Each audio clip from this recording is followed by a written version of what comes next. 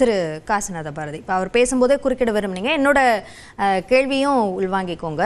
அதாவது OPS, TTV Dinakaran, சசிகலாவிடமும் பேசுவதற்கு முயற்சிகள் நடப்பதாகவும் ஒரு தகவல் வெளியாக இருக்கு. ஸோ இந்த விஷயங்கள்ல அதிமுகவோட நிலைப்பாடு மாறி இருக்கா அந்த ஒருங்கிணைப்பு என்ற ஒரு விஷயத்துல? தமிழகத்தில் இருக்கிற பொதுவாக ஊடக அறம் என்பது மக்கள் விரோத ஸ்டாலின் அவர்களுடைய ஆட்சிக்கு எதிராக எழுப்பப்பட வேண்டிய குரல்கள் இன்றைக்கு நான் பார்க்குறது ஜூனியர் விகடன் பத்திரிகையை தவிர அத்தனை ஊடகங்களும். நான் இன்னொரு கேள்வியை கேட்குறேன்.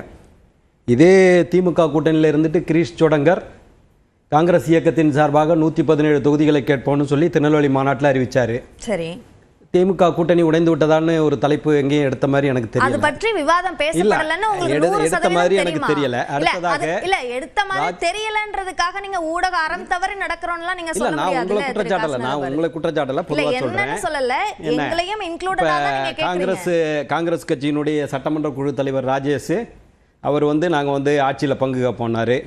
என்ன அது மாதிரி எவ்வளவோ நடக்கிறது. அதே போல நீங்க சொல்லக்கூடிய அத்தனை விஷயங்களும் இங்கு விவாதத்திற்கு உள்ளாக்கப்பட்டிருக்கு. அடுத்ததாக இப்ப அண்ணன்ட்ட கூட அதை வெரிஃபை பண்ணேன். முக அழகிரி அவர்கள் தென் மாவட்டத்தில் தென் மண்டலத்தில் மொத்தமாக திமுகவை ரொட்டேட் பண்ணவர்.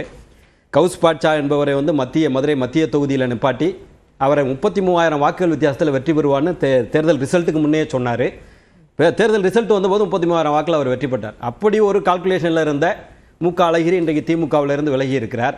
அதே போல் அந்த கட்சியினுடைய துணை பொதுச் செயலாளராக இருந்த சுப்புலட்சுமி ஜெகதீசன் அவர்கள் ஒரு துணை பொதுச் செயலாளரே அந்த இயக்கத்தை விட்டு விலகி, அதுவும் மகளிரா இருக்கிறவங்க விலகினாங்க. அப்ப திமுக இல்ல ஒரு நிமிஷம் என்னுடைய கருத்தை இல்ல திமுக தற்போது தொய்வடைந்துட்டா அப்படின்னு ஒரு தலைப்பு எங்கேயும் எடுத்த மாதிரி தெரியல. இல்ல எடுத்த மாதிரி தெரியல, நான் எங்கேயும் பார்க்கல எனக்கு தெரிஞ்ச வரைக்கும்.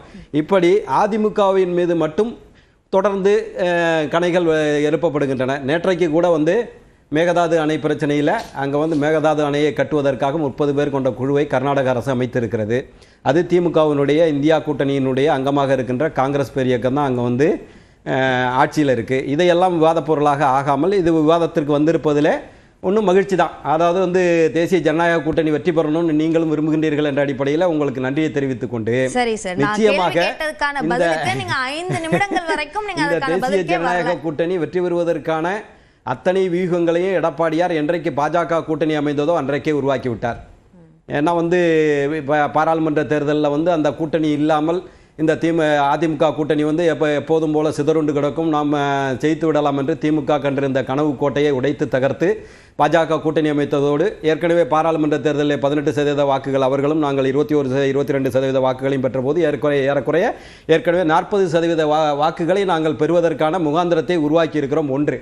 அடுத்ததாக இன்றைக்கு சமகால அந்த தேசிய ஜனநாயக கூட்டணியில அப்போது அதிமுக இல்லாத தேசிய ஜனநாயக கூட்டணியில இருந்த மற்ற கட்சிகள் இன்னமும் அந்த கூட்டணிக்குள்ள கொண்டு வரப்படவில்லை. சொல்ல விரும்புறேன், அவர் டிடிவி தினகரன் அன்றைக்கு பலம்பொருந்தியவராக இருந்தார். இன்றைக்கு ஏறக்குறைய அதில் இருந்தவங்க 95% பேர் இன்னைக்கு அதிமுகவில் ஐக்கியமாயிட்டாங்கிற கருத்தும் உங்களுக்கு நன்றாகவே தெரியும்.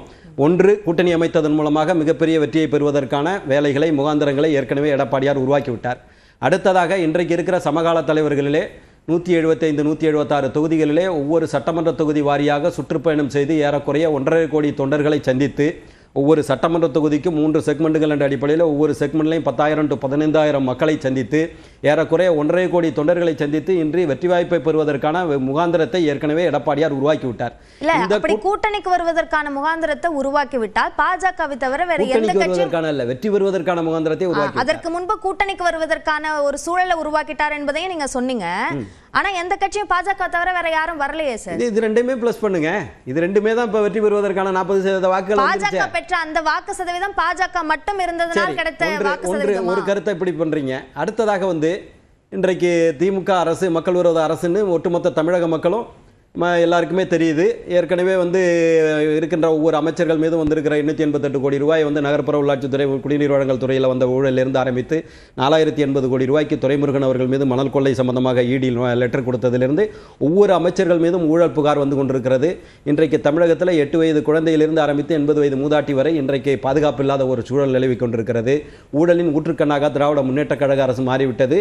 இவர்களுடைய மதுரை மேயருடைய கணவரை 200 கோடி ரூபாய் ஊழல்ல இவங்களுடைய லஞ்ச ஒழிப்புத்துறையை அரெஸ்ட் பண்ணுகிற அளவுக்கு நேற்றைக்கு கூட அதிமுகவோட கூட்டணிக்கான நீங்க வெற்றி பெறுவதற்கான முகாந்திரம் என்னன்னு கேக்குறீங்க. நான் வெற்றி பெறுவதற்கு ஆன்டி இன்கும்பன்ஸ் என்ற அடிப்படையில் திராவிட முன்னேற்ற கழகம் இல்ல, அது ஒரு கூட்டணி தானே.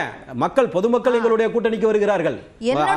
அதாவது திமுக அரசு மக்கள் மன்றத்தில் இருந்து கேள்வி, அதிமுக பாஜக கூட்டணிக்கு மற்ற கட்சிகள் ஏன் இன்னமும் வரல பேச முடியாது. மக்களும் எங்களுக்கு ஓட்டு போட போறாங்க. இன்னைக்கு அந்த துப்புரவு தொழிலாளர்லேருந்து ஆரம்பிச்சு இன்றைக்கு இவர்களால் பாதிக்கப்பட்ட எத்தனையோ லட்சக்கணக்கான கோடிக்கணக்கான நீங்க இன்னும் எடுத்துக்கிட்டீங்கன்னா அந்த திமுகவை ஆட்சி கட்டிலில் ஏற்றுகின்ற ஜாக்டோ ஜியோ அமைப்புகள், அரசு ஊழியர்கள் என்று சொல்லுகின்ற 23 லட்சம் அரசு ஊழியர்கள் தமிழகத்தில் இருக்கிறாங்க.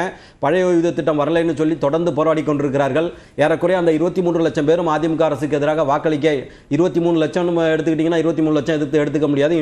4 ஓட்டு போட்டீங்கன்னா ஒரு குடும்பத்துக்கு 1 கோடி ஓட்டுகள் இன்றைக்கு திராவிட முன்னேற்ற கழகத்திற்கு எதிராக தமிழகத்திலே ஏற்கனவே தயாராக இருக்கிறது. நேற்றைக்கு முதல் நாள் கூட டிட்டோ ஜாக் இயக்கத்தை சேர்ந்தவர்களை ஹவுஸ் அரெஸ்ட்ல வச்சிருந்தாங்க. போராட போறோம்னு தமிழகம் முழுவதும் அறிவிச்சதுனால ஆசிரியர்களை அவங்க வீட்டில் ஹவுஸ் அரெஸ்ட்ல ஒவ்வொரு மாவட்ட வாரியாக வைத்திருந்தார்கள். எனக்கு அந்த தகவல் தெரியும். இப்படி மக்கள் விரோத அரசை இன்றைக்கு தொடர்ந்து செய்து கொண்டிருக்கிறார்கள். இன்றைக்கு கூட ஊடகத்தின் அடிப்படையில் சவுக்கு சங்கர் அவர்கள் இவங்க அரசுக்கு எதிராக ஒரு கருத்தை சொன்னார் என்பதை கருத்தால் எதிர்க்க வேண்டும் என்று அரசால எதிர்த்து தமிழகத்தில் இருக்கிற ஊடகங்களை மிரட்டி விடலாம் என்று இன்றைக்கு திமுக அரசு நினைத்துக் கொண்டிருக்கிறது. நீங்கள் மக்களுக்கு நல்லது நேற்றைக்கு நடந்த புரோகிராமை பார்த்தீங்கன்னா கூட அப்படி ஒரு அற்புதமாக அந்த ஒரு புரோகிராமின் மூலமாக தமிழக மக்களை ஏமாற்றுகின்ற வேலையை செய்வதற்கு பதிலாக தமிழ்நாட்டு மக்களுக்கு நல்லதை செஞ்சு நீங்க தமிழ்நாட்டு மக்கள்கிட்ட பேரை வாங்கலாமே. ஒரு புரோகிராமின் மூலமாக என்னோட கேள்வியை உள்வாங்கிட்டு என் கேள்விக்கான பதிலை மட்டும் நீங்க சொல்லுங்க. வெற்றி பெறுவதற்கான அதுக்கு அந்த கேள்விக்கான பதிலுக்கான ஒரு தொடக்கமாக அது இருக்கலாம். ஆனா நீங்க அதை மட்டும் தான் பேசுறீங்க. அதுல எங்களுக்கு 15% வருதுன்னு சொல்றேன். நீங்க கூட்டணினா தனிப்பட்ட ஒரு அண்ணா ரவீந்திரன் துரைசாமி வந்தாரான்னு கேட்கறதையோ ஜென்ராம் சார் வந்தாங்களோன்னு கேட்கறது நீங்க உங்களுடைய கேள்வியாக இருக்கிறது. நான் என்ன சொல்றேன், நீங்க கூட்டணிங்கிறது இன்னைக்கு இந்த திமுக அரசால் பாதிக்கப்பட்ட 15 to 20% மக்கள் எங்களுக்கு வாக்களிக்க தயாராகி விட்டார்கள் கருத்தை தான் நான் பதிய வைக்கிறேன்.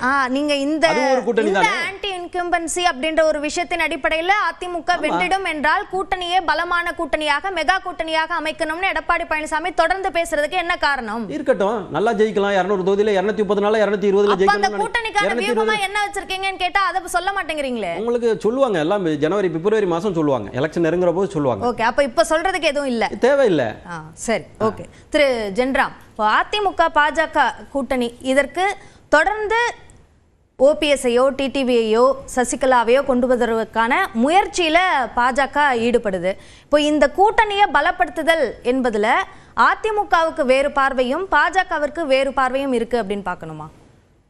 அணுகுமுறையில் வேறுபாடு இருக்குது. அதாவது அதிமுகவிலிருந்து நீக்கப்பட்டவர்கள் எல்லாரையும் ஓரணியில் அதே கட்சிக்குள்ள கொண்டு வந்தா அல்லது ஒரு அணியில கொண்டு வந்தால் மட்டுமே தான் வெற்றி பெற முடியும் அப்படின்னு ஒரு கருத்தோட்டத்தை முன் வச்சு பிரச்சாரம் செய்துட்டு இருக்கிறாங்கல்ல, அதன் அடிப்படையிலே தான் பலரும் இன்றைக்கு விவாதங்களை செய்யக்கூடிய ஒரு நிலையில இருக்கிறோம். எடப்பாடி பழனிசாமியும் அதிமுகவும் அந்த அணுகுமுறையை ஏற்கல.